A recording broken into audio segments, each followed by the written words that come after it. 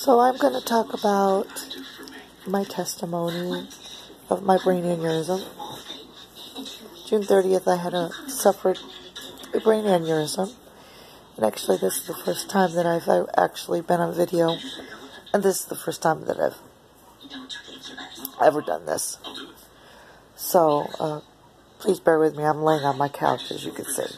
Oh, that's my dog, Tyson. Say hi, Tyson. Say hi. Okay.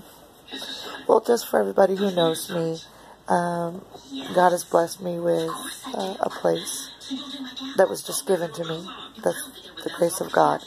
A lot has happened to me in this year. A lot of good things have happened, and a lot of heartbreaking things have happened.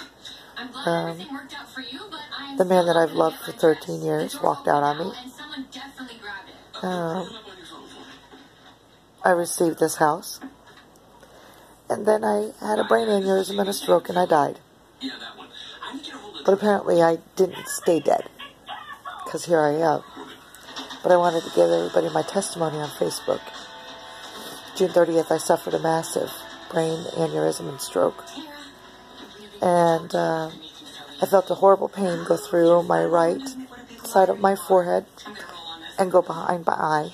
And then the left side of my body went completely numb.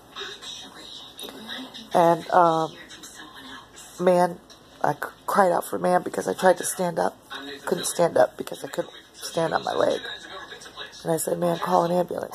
So he did. He called the ambulance. And, the ambulance came. I got into the ambulance.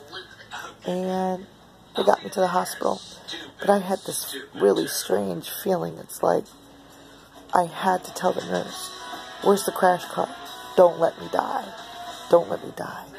And the nurse kept reassuring me that she wasn't going to let me go anywhere. And she said the crash cart's right out the door, so she showed me that, yes, certainly, they had put the crash cart outside the door. So, and the next thing I know, 3 weeks later, I woke up. I had 2 brain surgeries to save my life. I had passed away. They brought me back. But I was on life support for 3 weeks. I woke up crying out for my mother. And man said, Amy, your mother's not here. Your mom died. Your mom died years ago. I said, no, I was just talking to her. No, you weren't. But he didn't know that yes, I did. Matter of fact, I spent 3 days with my mother in heaven. I spent 3 days with my mother. And I spent 3 days with my father. And I wanted to tell my story about what happened to me while I was sleeping. They had me on life support. I had pumps coming out of my brain to drain the blood. And my kids were standing over me, watching over me. The doctors told them to be prepared. I have a 50-50 chance of living, surviving. And so lots of prayers went up for me. And while my children were praying for me, my daughter's friend, Dre, told Debbie, your mother's not there. That's just her shell. Your mother's not there. And it was like that for 3 days, he said. So, my dog's biting my hand here. But he didn't know either. But for that 3 days, I know where I was. And he was right. I wasn't. I wasn't here. I woke up. But I remembered vividly where I was. What was said. And the one thing I'm going to share with you now is there is a heaven. And even the grass is alive. You can actually feel the grass communicating with you. The grass is greener than I've ever seen in my life. Beautiful. And it flows and sings. It's like it flows like this. And it sings. You can hear the grass singing. It's so beautiful. I was asleep and it was totally dark. darkness, and then boom, I was like standing in this field, and on my right side I looked down at it, and there was Golden Road. And when I looked at the Golden Road, it was gold, pure gold, but you could see right through it. It was like, it was transparent. You could just look right through it. And I looked up, and there was my mother. I go, oh my goodness, Mama.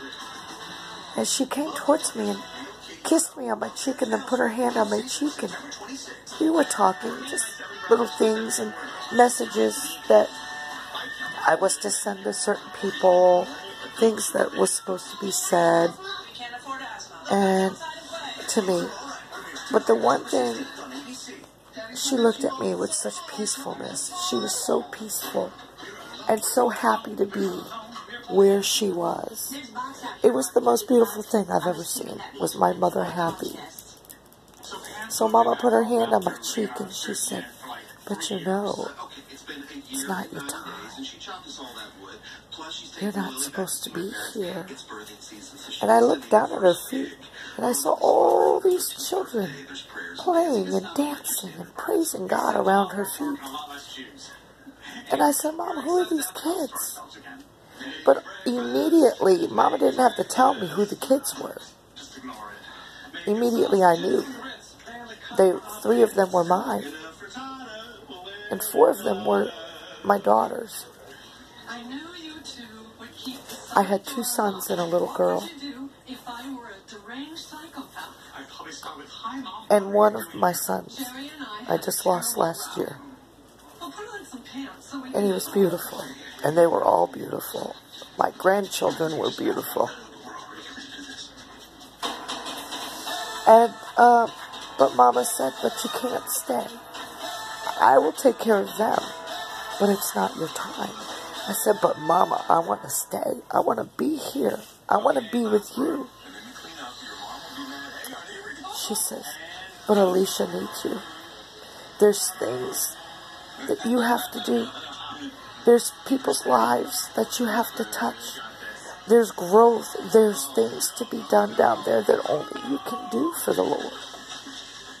And no one else can do them. And I looked up, and there's no tears in heaven, but it felt like I wanted to cry because I didn't want to leave her, but I couldn't cry.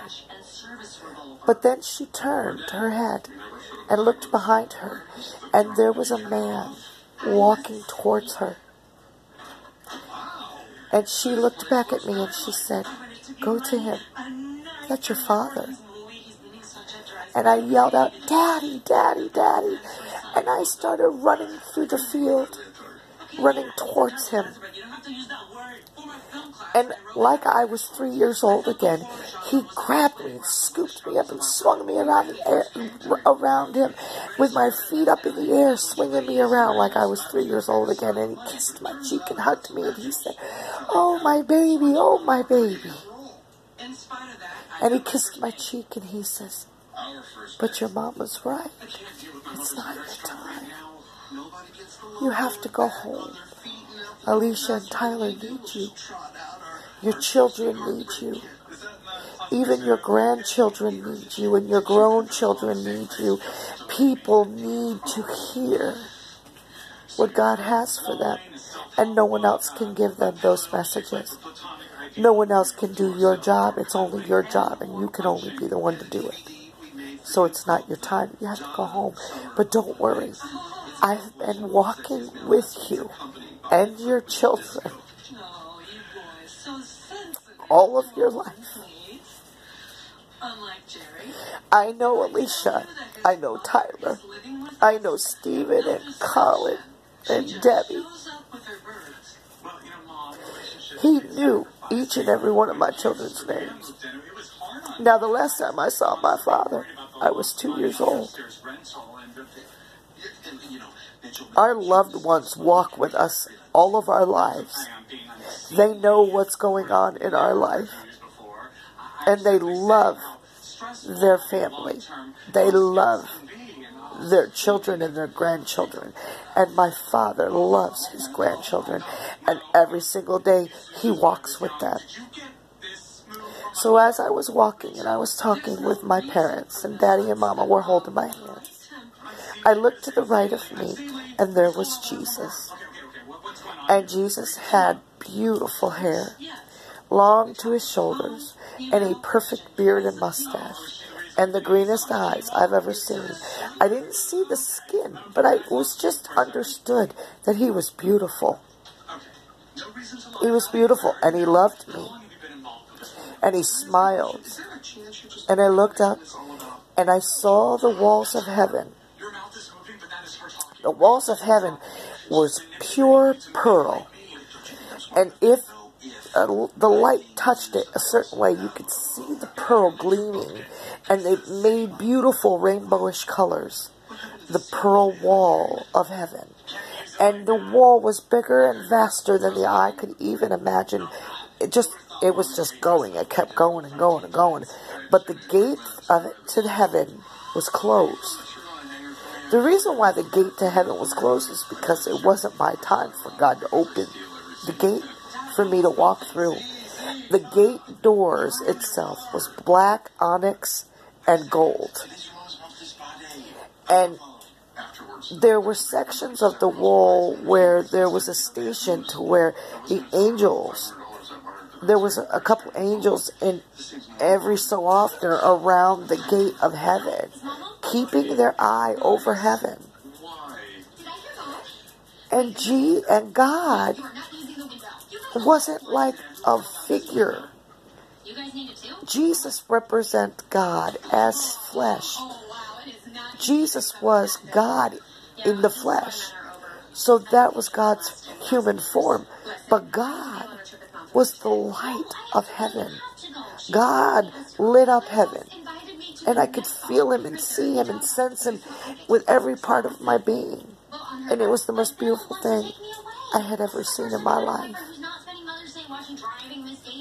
And I talked for a while with Mama and Daddy, and I talked with Jesus, and I communicated with the angels, and I got to play with my three children and my grandsons and my granddaughter.